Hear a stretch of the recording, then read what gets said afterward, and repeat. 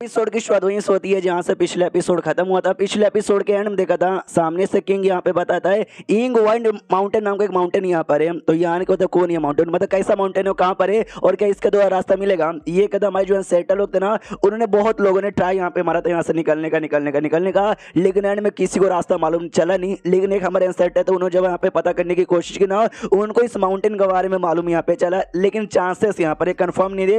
हो सकता है कि शायद यहाँ से निकलने का रास्ता मिल जाए, लेकिन वहाँ पे डेमोनिक एनर्जी और कोल्ड एनर्जी मौजूद यहाँ पे रहती है। जी चक्कर में जा पाना वहाँ पे बहुत ही ज्यादा मुश्किल होता है। यहाँ तक कि एम्पायर स्टेज के जो थर्ड लेवल के बंदे ना, उनकी भी जाने में फट जाती है। यान के कहते क्या क्या तुमने बोला कोल्ड एनर्जी, कैसे कोल्ड एनर्जी, जो सुन ये कहता बहुत ही डेंजरस कोल्ड एनर्जी, ऐसी कोल्ड एनर्जी जो कि बंदों की विटिलिटी भी जमा के रख देती है। तो यान का जैसा सुनता शिट भाई ये कोल्ड एनर्जी तो सेम वो कोल्ड एनर्जी ऐसी है जो कि फ्रोजन अर्थ में पाया जाता है, जिसको द्वारा मैं यहाँ पर आया हूँ। वहाँ की भी एनर्जी ऐसी थी जो विटिलिटी जमा के रख देता है, और जिसने भाई जू की विटिलिटी जमा के भी रख दी थी। यानी देखा जाए तो सच्ची में उस माउंटेन द्वारा ना रास्ता मिल सकता है जाने का।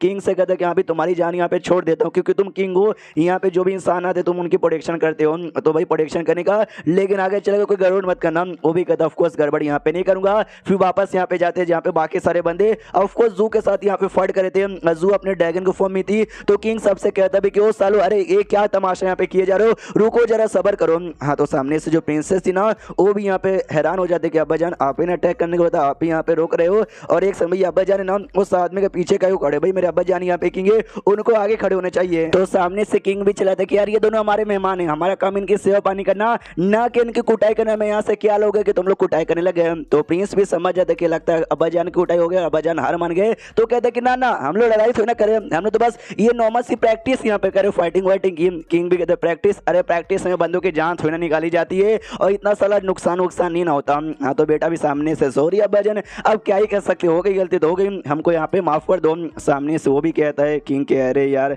अरे सॉरी मेहमान जी, अब क्या करें, आपकी वाइफ पे इन्होंने अटैक कर दिया, बदले में आपको जो सजा देना है दे दो, हम यहाँ पे सजा लेने को तैयार है। हाँ तो यान के जू से पूछता है तुमको चोट नहीं ना लगी, वो अपने मुंडी हिलाती कि नहीं। किंग भी कहता चलो भाई चोट यहाँ पे लगी नहीं तो मैं सामने से बोला क्या करने जाऊँ। हाँ ऐसे ही समझो कि दोनों मस्ती मजाक में फाइट कर रहे थे, प्रैक्टिस कर रहे थे, और क्या। किंग भी कहता शुक्रिया। उसके बाद किंग ये भी पूछता बोलिए आपके आगे क्या प्लान है। ये यान को तो कुछ समय के लिए अपनी इंपेरियल ह्यूमन सिटी में यानी इसी सिटी में रुकना चाहता हूँ।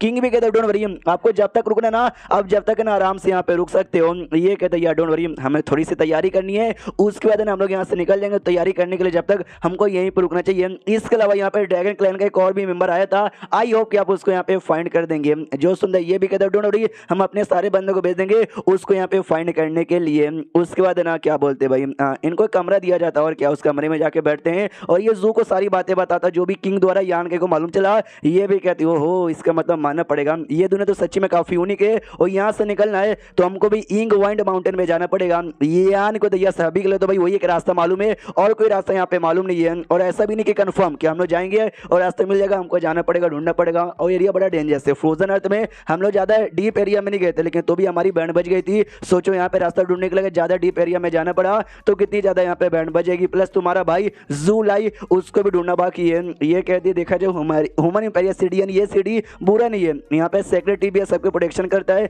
यार मुझे बाहर जाने का मन नहीं है, मन तो कह रहे कि भाई यहीं पे अपनी जिंदगी काट ले। यान को देख मजाक करियो क्या, तुमको यहीं पे रहने का मन है। उतने में बात साइड से प्रिंसेस थी ना, उसका आवाज यहाँ पे आता है कि हेलो यार आपने जो बोला था ना वो काम के लिए हम लोग आ गए। तो ये भी कहती है अरे अरे कोई आ रहा है भाई हटो। वो कहता भाई हटो क्या भाई, अब तो हम लोग मियाँ बीबी है तो अब शर्माने की क्या बात है। तो भाई प्रिंसेस आती है, उसके साथ दो तीन और लड़कियां थी, ढेर सारे डॉक्यूमेंट्स और बुक लेके आई थी। ये कह दो कि आपने कहा था ना कि आपको दुनिया के बारे में सारी बातें जानना है, तो दुनिया के बारे में हमको जितना भी नॉलेज है ना वो सारा नॉलेज इस बुक के अंदर यहाँ पर है। एक छोटी बच्ची यहाँ पे थी, वो जो बेसिकली समझे छोटी प्रिंसेस है, यानी यहाँ तो चौथी पांचवी छठी जो भी बेटी होगी वो होगी। मनी मन सोचती अच्छा ये वो आदमी जिसके बारे में दीदी कह रही थी, यार तो शक्ल से कमीना यहाँ पे लगता है। वो बस ऐसा घूर घूर के देखे जाता सबको, ये भी डर जाते कि अरे यार ये आदमी कितना ज्यादा कमीना लग रहा है शक्ल से।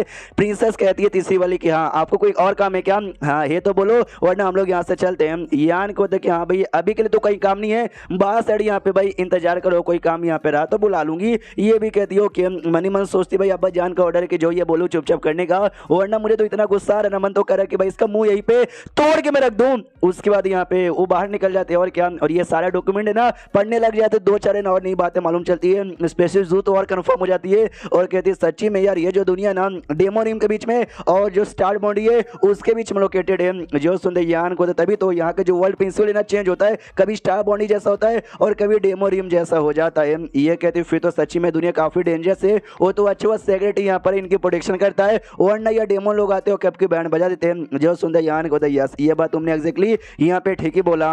और साथ ही में सेक्रेटरी ने इनके लिए भाई इनहेरिटेंस भी छोड़ कर कहते भाई शेमैनिक स्पेल का। ये कहती व्हाट डू यू मीन, ये कहते देखो शेमैनिक स्पेल सीखने के लिए वो जो वर्ल्ड प्रिंसिपल है ना वो भी भाई पहले जैसा चाहिए था, लेकिन पहले जैसा स्टार बॉन्डी में रहा नहीं, पहले जैसा यहाँ पर है। ये दुनिया का अंदर जी चकम यहाँ के दुनिया के लोग है ना शेमैनिक स्पेल अच्छे से यूज कर सकते हैं, बाकी बंदों को नहीं आता, बस इंपीरियल फैमिली को ही आता है जी चक्कर में वो लोग यहाँ पे यूज करते हैं। ये कहती हाँ, लेकिन डॉक्यूमेंट में तुमको एक और बात मालूम चला, वो जो इंग माउंटेन है जहाँ पे हमको जाना है वहाँ पे डेमोस लोग भी अपना कल्टीवेशन करने के लिए आते हैं, तो हम लोग जाएंगे तुमको डेमोस मिल सकते हैं। ये यान को क्या डेमोस मिल सकते हैं, वो टेंशन की बात है। उतने में यान को बड़ा अजीब फील होता है, ऐसा लगता है कि मेरा बॉडी है ऐसा एकदम ऐसा करना चाहता है, ऐसा मतलब फाड़ के बाहर आना चाहता है, ऐसा मुझे फील आ रहा है। वो सामने से कहती है भाई क्या हुआ, कुछ गड़बड़ है क्या? ये कहता कुछ मेरी बॉडी में अजीब ऐसे चेंजेस आ रहे, ऐसा लगता है जो मेरा ब्लड लाइन है ना वो प्योर हो गया है और पहले से ज्यादा। ये कहते सच्ची में जरा दिखाओ। ये ना भाई ड्रैगन ट्रांसफॉर्मेशन यूज कर लेता है, जिसके बाद ड्रैगन ट्रांसफॉर्मेशन यूज करने के बाद इसका जो साइज है ना नॉर्मल से बढ़ जाता था।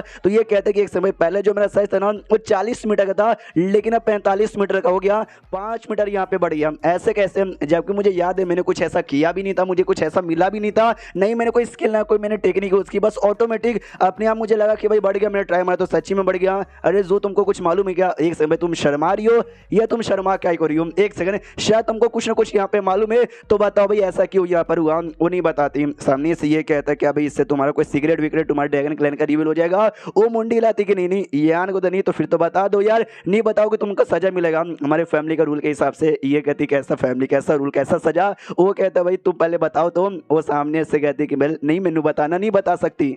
तो वो सामने से बताते कि औरतों में जो इंग होती है और लड़कों में जो यांग होता है जिससे भाई सेक्स होता है, हाँ तो जैसे दोनों करते हैं जो फ्लो होता है ना साथ में जी उससे फायदा होता है। तो उसी से जब तूने मेरे साथ किया था उससे फायदा हुआ, ये यान कि होता अच्छा उससे फायदा हुआ। ये सामने से कहती बस मैं ऐसी कह रही हूँ, कोई फैक्ट यहाँ पे नहीं है। तो ये कहते कि अच्छा देखा जाए तो ये सारा करने डुओ कल्टीवेशन में होता है। जब डुओ कल्टीवेशन में लड़का लड़की करते ना, हाँ तो इससे उनकी इंग यांग एनर्जी ना आपस में मिलती जुलती है और फायदा दोनों को होता है। यानी भाई एक टाइप का डुओ कल्टीवेशन हो गया तुम्हारे साथ करने पे है। सामने से ये कहते नहीं ऐसी कोई बात नहीं है, ऐसी कोई बात नहीं है। औरतों की जो वर्जिनिटी है ना वो सबसे स्पेशल होती है। अगर अपनी वर्जिनिटी किसी आदमी को दिया डुओ कल्टीवेशन करते हुए तो जो कोई आदमी को फायदा होगा। इन शॉर्ट तुम्हारे साथ भी ये हुआ। ये आने के बाद एक सेकंड, तुम्हारा ये कहने का मतलब था कि भाई तुम वर्जन थी पहली और तुम मेरे साथ की जी चक्कर में मुझे फायदा हुआ, अगर आगे चल के मैं करूंगा तुम्हारे साथ तुमको फायदा नहीं होगा। तुम्हारा ये कहने का मतलब है क्या? जो सुनते ये कहती है आगे चल के तुमको फायदा नहीं होगा, बस ये पहली बार ही था। ये आने को तो मुझे तो यहाँ पे विश्वास नहीं है और उठा लेता है, मतलब उठा के बेड पर उठाएगा और क्या,